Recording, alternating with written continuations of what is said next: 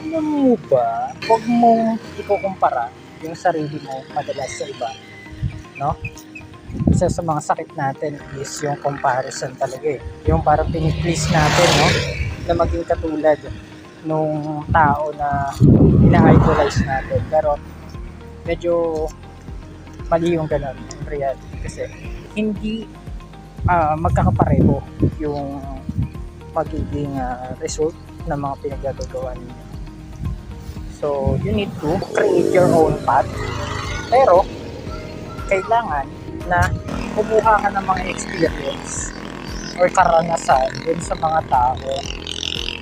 Pero don't copy na exactly na makuha mo kung ano yung buhay na meron sila kasi magkakaiba talaga tayo.